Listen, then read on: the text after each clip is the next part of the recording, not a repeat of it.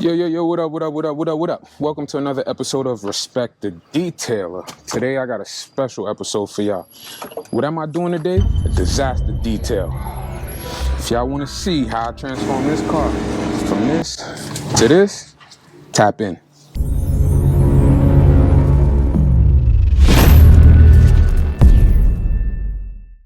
That under the disguise of failure is opportunity.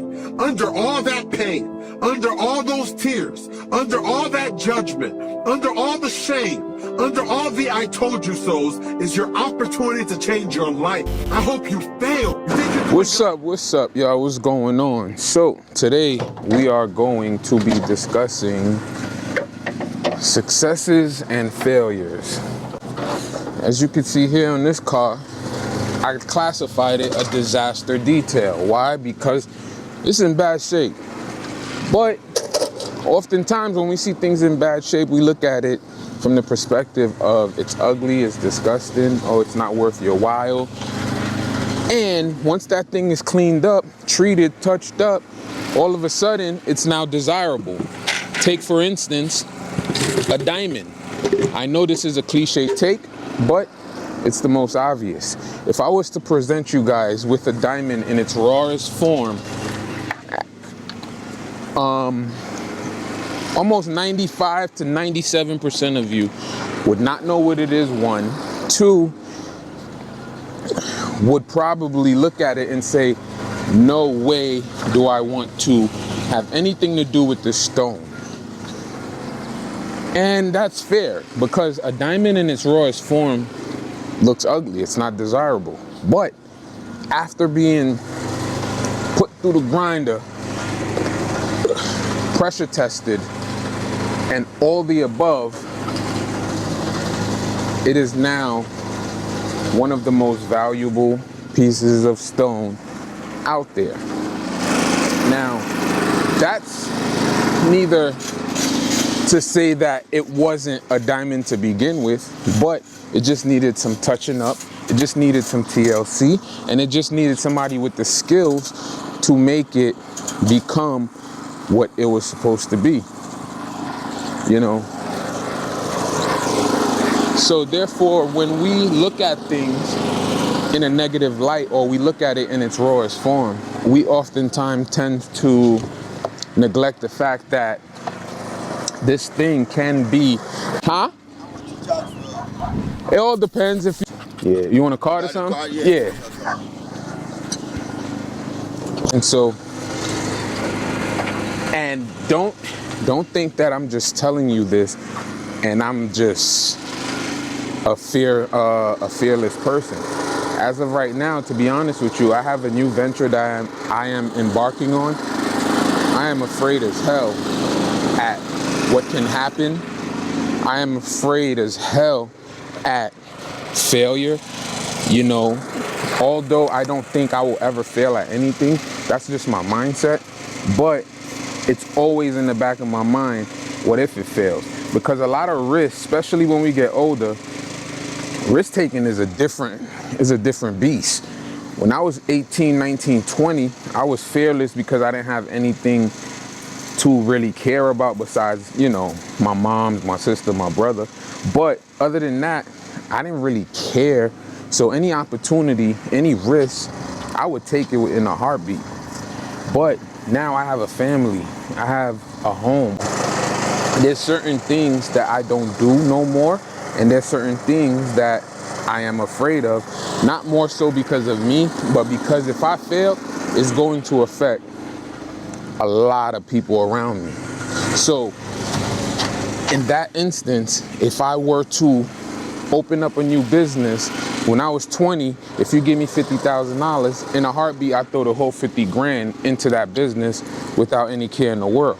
Nowadays, at this age, 36, if I want to throw money into a business, I tend to think twice, 3 times, 4 times, because if I throw $50,000 at something nowadays, that's $50,000 that's coming out of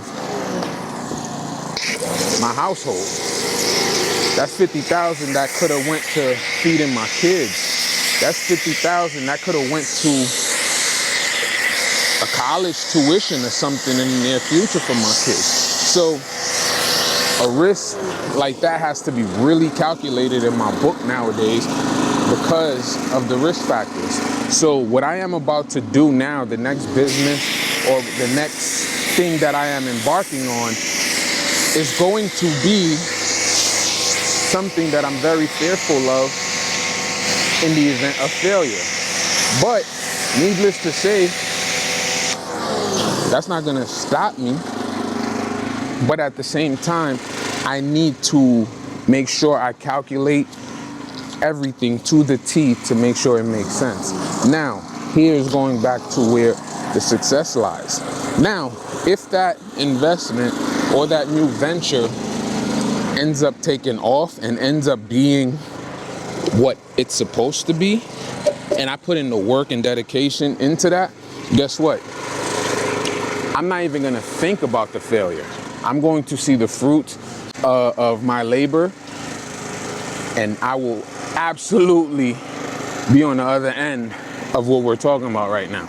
You know what I'm saying? But if it doesn't succeed, now it's going to send me into a doubt. It's going to send me into another level of fear. And guess what? That's also going to unlock another beast, because though that side of things may fail, along the way, I'm going to definitely learn what to do next time and what not to do. Or upon that journey, I'm also going to learn different aspects of said business. So I'm not going to disclose yet what it is that I'm going to do, my next move. But let's just say I was to be, I'm in the planning of opening a construction company.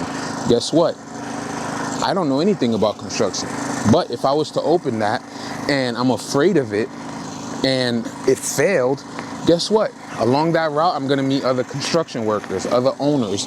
They will give me game, say, hey, you should do this, hey, you should do that. And even if my construction company fail, guess what? I can attack it again with the knowledge that I will be gaining from meeting new people, studying and researching the field of construction.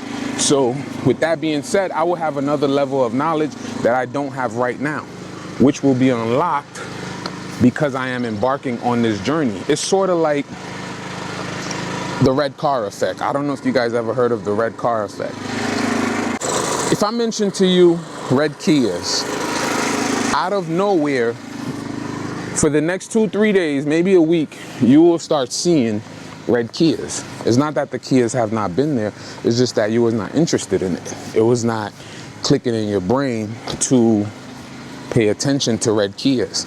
But because I put it in your head and now you're thinking about it, for some reason you're going to start seeing red Kias or red cars, period. You know, so it's the same thing with this theory. Because I'm not into construction, I'm not worried about it. There's things I don't know about it and things I don't care about it. But once I am embarking on this journey of owning my own construction company, all of a sudden, everything construction will start coming my way. Hence, algorithms. So with that, you will gain knowledge, you'll gain expertise, or certain things needed for the construction industry that you don't have now. So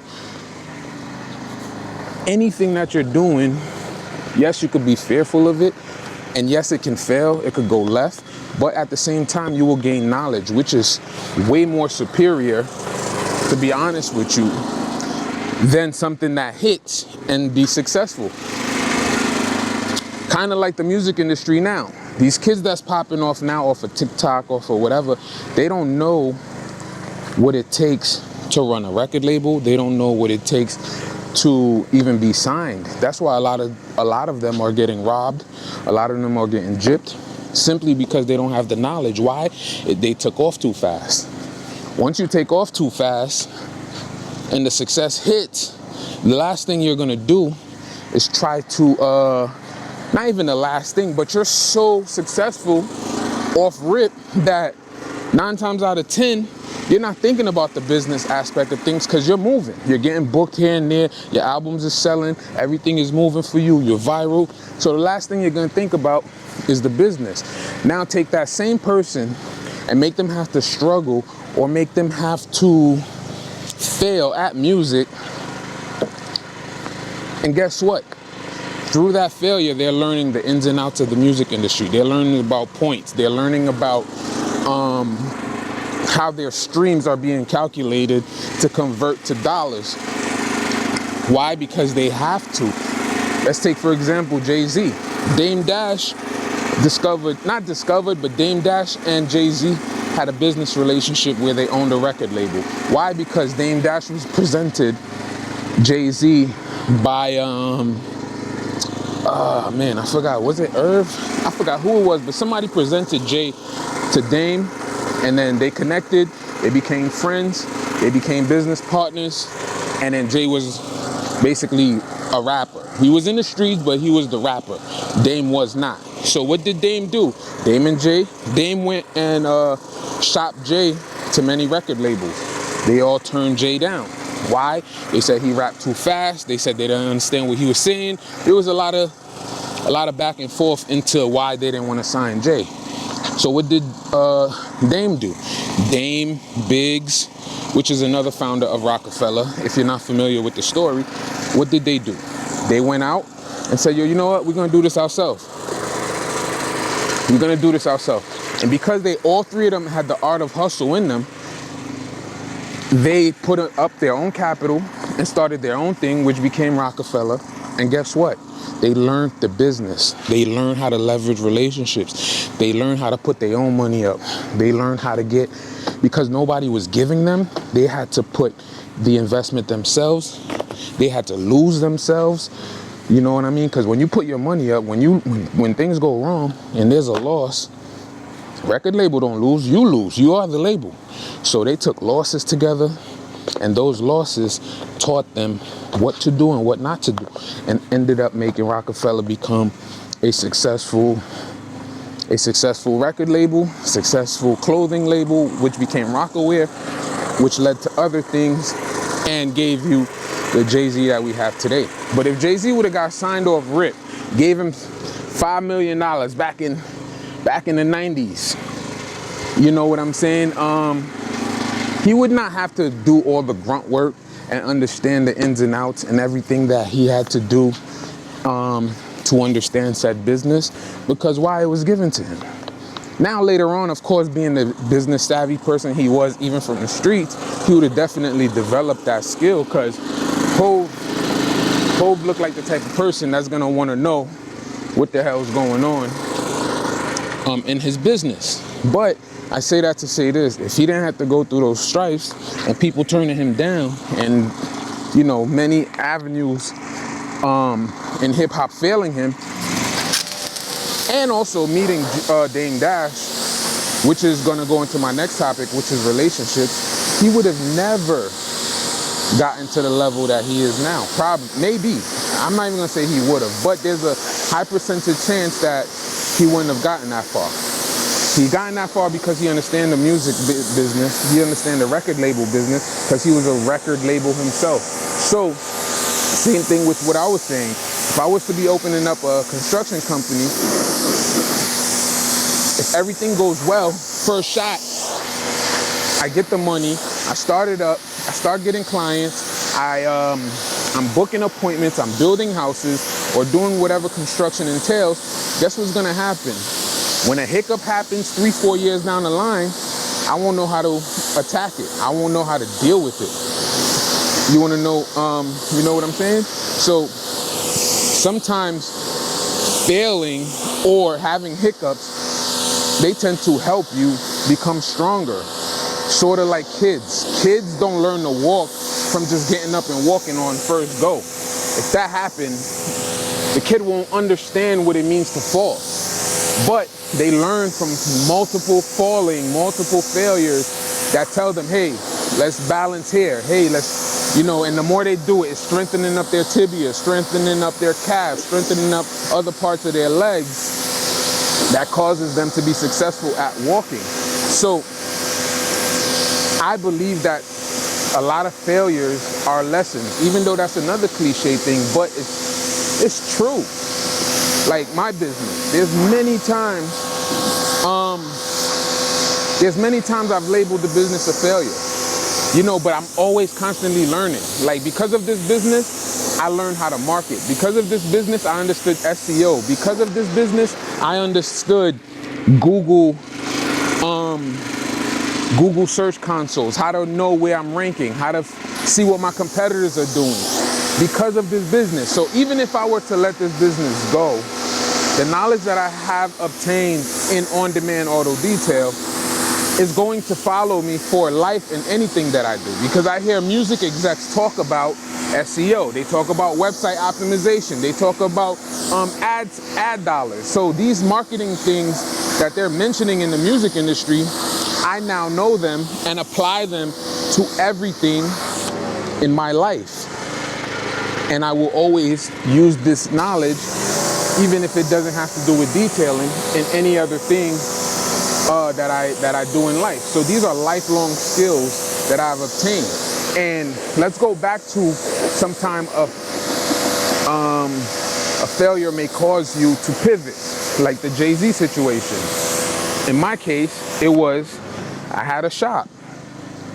From having the shop, COVID and everything else that was going on, and the location of the shop, I didn't know. I had money and just wanted to open up something, so I did it blindly.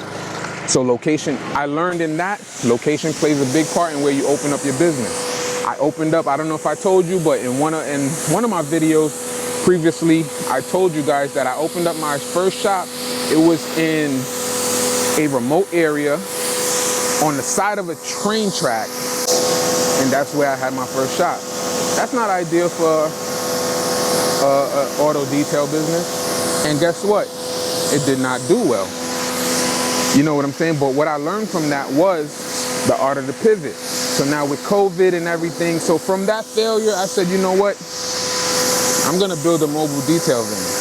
Because why? I feel that if I build a mobile detail van, I cut overhead, and on top of that, I can get to my clients, as opposed to them coming to me and having to complain that once they leave my detail shop, they have dirt and dust or rail dust or whatever from the train once they leave my detail shop. So that was a heavy complaint that I was getting when I was in PA. You know, because I used to have some guys with nice cars, some guys with drop cars. Drop cars meaning that the car is lowered. It's not stock suspension on there. So when they're leaving my shop, it was always an issue because of these hiccups.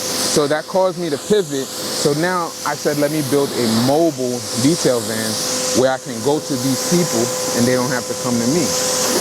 And it worked out. You know, so that's the art of the pivot. So if I would have just said, oh, I'm in a bad location, people are complaining, and I would have just said, you know what, I ain't gonna deal with this no more. Let me shut down the business as the failure is not working out. That's a quitter mentality, and that right there would have been bad. And if everything is done right, on God's timing as well, which is another major factor, God gotta want you to have it too. You know what I'm saying? A lot of times we want things, God do not want it for us. That if you ask me, I'm gonna always tell you, I wish you fail.